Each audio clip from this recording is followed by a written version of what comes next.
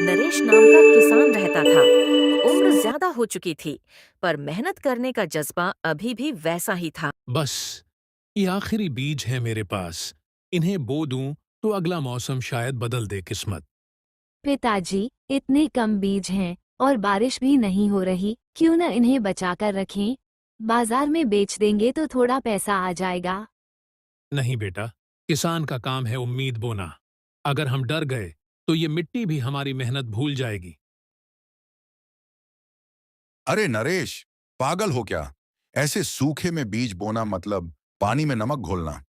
छोड़ो, मेरे खेत देखो। रमेश, अगर हम धरती को देना बंद कर दें तो कल वो हमें देना भी बंद कर देगी।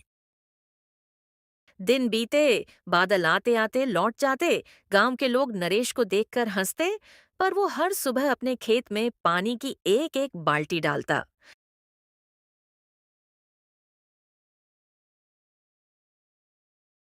नरेश, तू सही कर रहा है। मेहनत का फल देर से ही सही, लेकिन मिलता जरूर है। एक रात आसमान में काले बादल छा गए और देखते ही देखते बारिश शुरू हो गई। सुबह जब सूरज निकला, नरेश के खेत में हरियाली लहरा रही थी। पिताजी, ये तो कमाल हो गया, हमारी मेहनत रंग लाई। नरेश, तू सही था। मुझे भी अपने खेत बो देने चाहिए थे। रमेश, खेती हो या जिंदगी, बीज बोना कभी मत छोड़ो। बारिश का वक्त देर सवेर आता जरूर है। और इस तरह नरेश ने पूरे गांव को सिखा दिया कि उम्मीद का बीज कभी बेकार नहीं जाता। बस मेहनत और सब्र से उसे सींचते रहना पड़ता है। एक गांव में अभिमन्यु नाम का किसान रहता था।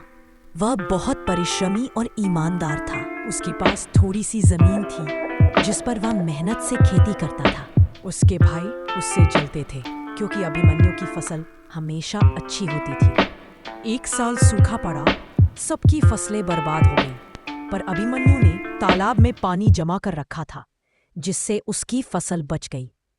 गांव वालों ने अभिमन्यु की तारीफ की और उसके भाइयों को भी अपनी गलती का एहसास हुआ। अभिमन्यु की मेहनत ने उसे सफल किसान बना दिया।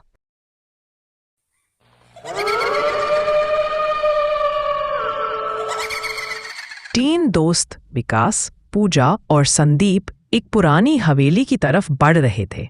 हवेली के बारे में सुना था, जो भी वहां गया कभी वापस नहीं आया। तभी विकास बोला, आज रात इस हवेली का राज खुलेगा। डरोगी तो नहीं पूजा? पूजा घबराते हुए बोली, विकास, मुझे ये अच्छा आइडिया नहीं लग रहा है। ये जगह सही नहीं है। अरे पूजा, उसने अगर मुझे देखा तो खुद ही भाग जाएगी। तीनों हवेली के अंदर घुसते हैं। सब कुछ सुना सुना, हवाओं की सीटियां और पुराने लकड़ी के दरवाजे की चीख सी आवाज।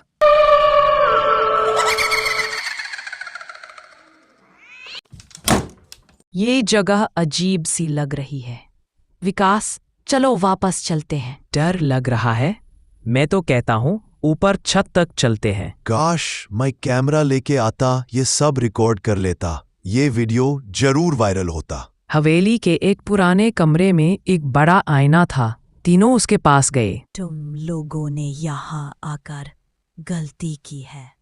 पूजा चिल्लाकर बोली, कौन है? किसने कहा ये? संदीप देखते हुए बोला, विकास देख, आईने में कोई औरत खड़ी है। विकास धीरे से बोला, लेकिन असली में तो कोई नहीं है। औरत चिल्लाते हुए बोली, मैं इस हवेली की रखवाली करती हूँ। जो भी अंदर आता है उसकी रूह यही कैद हो जाती है।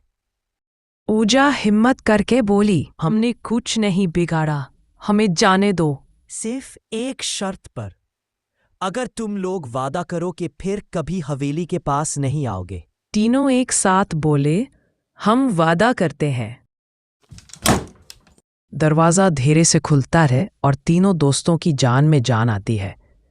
तीनों भागकर हवेली से निकल जाते हैं। पीछे से चुड़ैल की हंसी गूंजती है।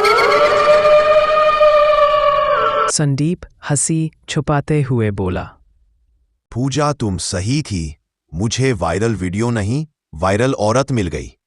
अभी विकास बोला, आज के बाद कोई एडवेंचर नहीं।